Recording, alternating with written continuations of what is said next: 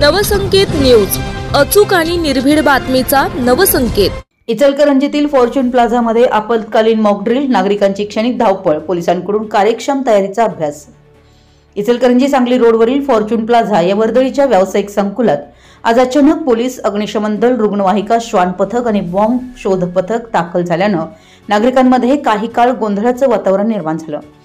Mall, cineplex, hotel, विविध brand showroom आणि अन्य व्यावसायिक ठिकाणी गजबजलेल्या परिसरात संशयास्पद वस्तू आढळल्याच्या माहितीनंतर हे पथक दाखल झालं होतं। मात्र हा सर्व प्रकार पोलीस विभागाच्या वतीनं आयोजित केलेल्या गुप्त आपत्कालीन मॉक ड्रिलचा भाग असल्याचं नंतर स्पष्ट झालं। घटनेनंतर पोलिसांनी सांगितलं की आपत्तीच्या प्रसंगी नागरिकांचा प्रतिसाद, यंत्रणांची तत्परता आणि समन्वय तपासण्यासाठी हे प्रात्यक्षिक हाती घेण्यात आलं होतं। गावभाग पोलीस ठाण्याच्या पथकानं सुरुवातीला प्लाझातील सिनेप्लेक्स आणि शॉपिंग एरिया तत्काळ रिकामा केला। त्यानंतर नागरिकांना सुरक्षित स्थळी हलवून प्रत्येकाकडे विचारपूस करण्यात आली। पोलीस उपाधीक्षक समीरसिंह साळवे यांच्या मार्गदर्शनाखाली अग्निशमन दल व 108 रुग्णवाहिकेला घटनास्थळी बोलावण्यात आलं।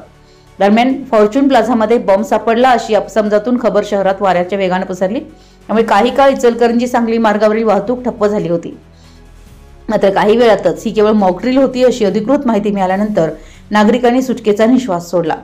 या सरावात श्वान पथक व बॉम्ब शोध पथकानं 2 संशयास्पद बॅगा सुरक्षितपणे तपासून निर्जन स्थळी विल्हेवाट लावली।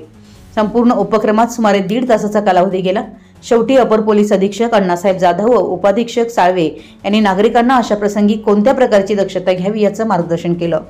कोल्हापूर पोलीस दल, इचलकरंजी महापालिका, 108 रुग्णवाहिका, अग्निशमन दल व उपस्थित नागरिकांचं सहकार्य अत्यंत मोलाचं ठरलं असंही यावेळी सांगण्यात आलं। आपल्या परिसरातील महत्त्वाच्या बातम्या पाहण्यासाठी आमच्या नवसंकेत न्यूज चॅनलला YouTube वर सबस्क्राइब करा आणि बेल आयकॉन प्रेस करा।